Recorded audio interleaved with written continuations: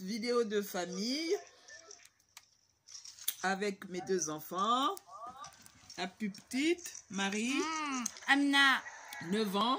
Lui, Marie, Lefebvre, 11 ans. Marie-Amina Lefebvre, 9 ans.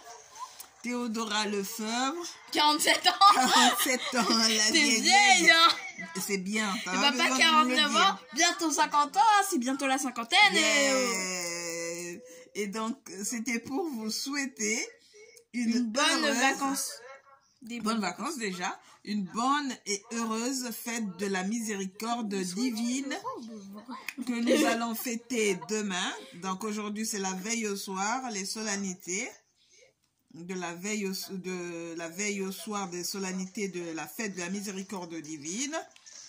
Miséricorde divine où Dieu, par son Fils Jésus-Christ, nous montre son cœur tendre, miséricordieux, bon, comme on dit, Dieu qui a le Rahim.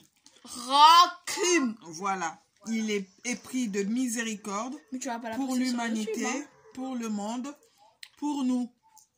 Donc après, il faut savoir aussi quémander cette miséricorde, aller vers cette source de miséricorde qui est Dieu lui-même. Et Dieu étant tellement bon, ne pouvait pas tout contenir, tout ce qu'il avait. Donc voilà pourquoi il nous a envoyé, comme on dit, son fils, son représentant.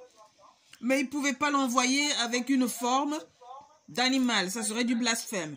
Vu que même dans la Bible, dans la Torah, dans la Genèse, il est dit que c'est la créature que Dieu a créée, qui est à son image et à sa ressemblance. Donc il fallait qu'il prenne notre image, notre ressemblance.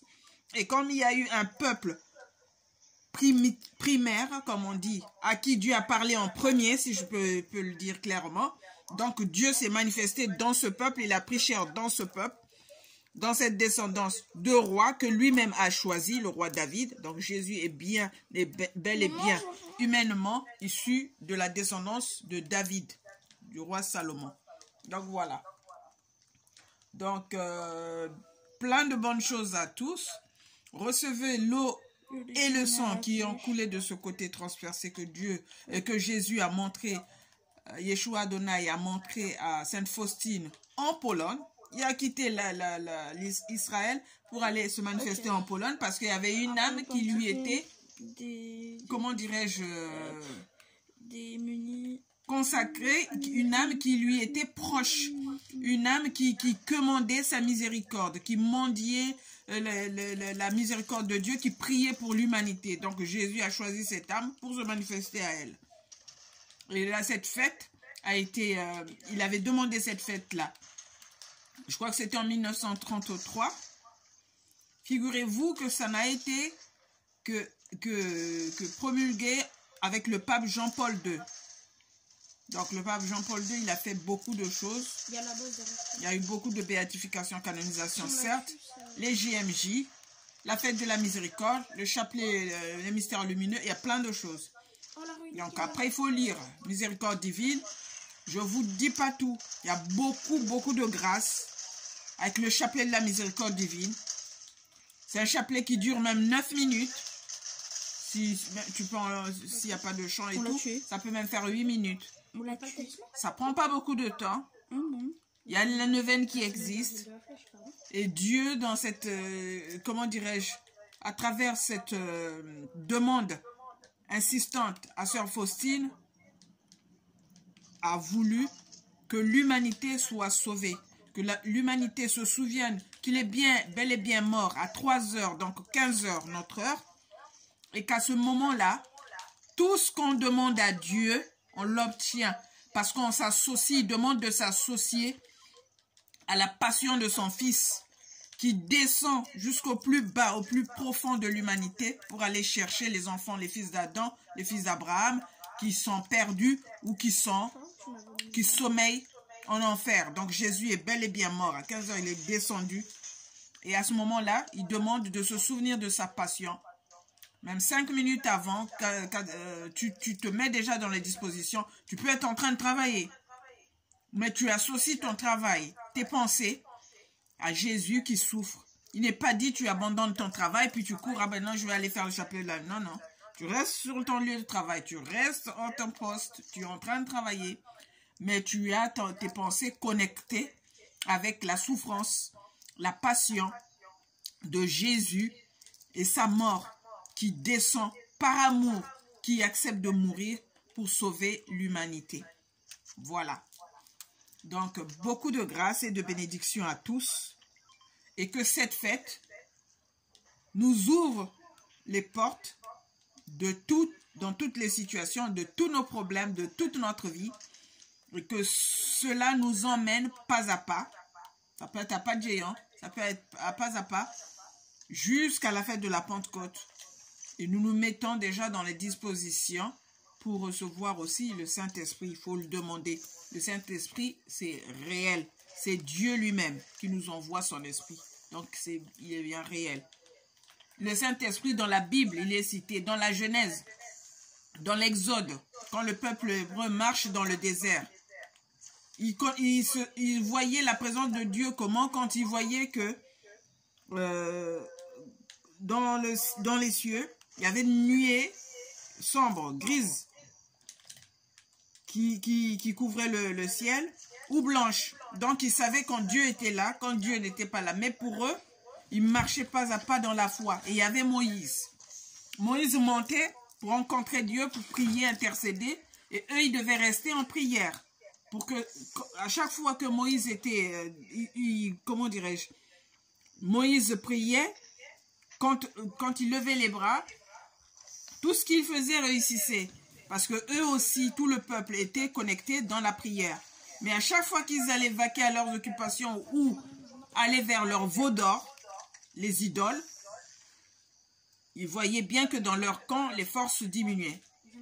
Quand pour d'autres, d'autres combats que le peuple israélite ou à l'époque en Palestine a mené, toutefois que tout le monde était en lien dans la prière, ils avaient la force. Quand vous lâchez la prière, il n'y a plus la force. Donc, continuons dans la prière.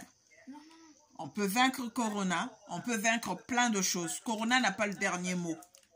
C'est Dieu qui a la quintessence du savoir, qui est omniscient, omniprésent, omnipotent. C'est lui qui a le dernier mot sur tout. Donc, je vous fais ça. Bisous à tout le monde. Bonne fête de la miséricorde divine.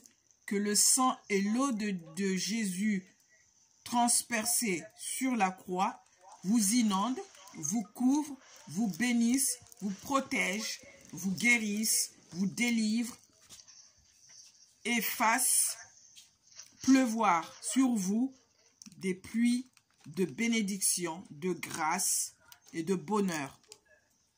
Et que ça puisse annihiler, étouffer et détruire toutes les actions du malin avec les siens. Tout ce que le malin essaie de cogiter, essaie de planifier, essaie de projeter contre nous, contre les nôtres, contre tous ceux que nous déposons devant Dieu en lui demandant son pardon, donc sa miséricorde, en lui demandant son amour qui se manifeste aussi à travers sa miséricorde. C'est pourquoi, dans certaines religions, la confession, qu'on appelle familièrement confession, qui est normalement le sacrement de la réconciliation, a tout son sens. Parce que tu fais déjà la démarche, puisque tu ne vois pas Dieu, il a ses représentants.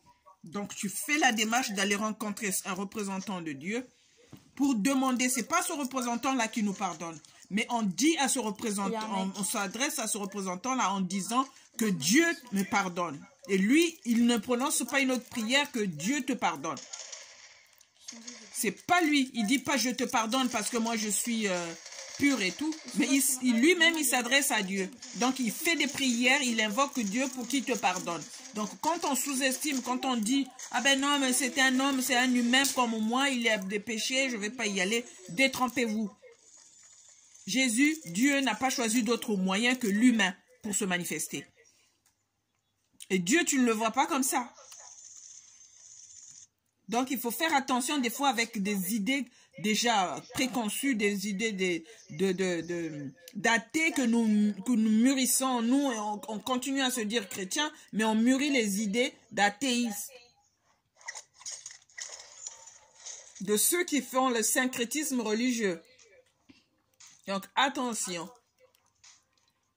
Donc, je vous bénis au nom de Dieu. Je prie pour vous et vous souhaite une bonne et heureuse fête de la miséricorde divine en ce 11 avril 2021. Bisous à tous. Emmanuel, mon époux. Marie-Amina, ma dernière, ma petite. Lui, Marie. Il faut prier pour que l'autre arrive. Lui, Marie, mon aîné. Et moi-même, Théodora. Bisous à tous.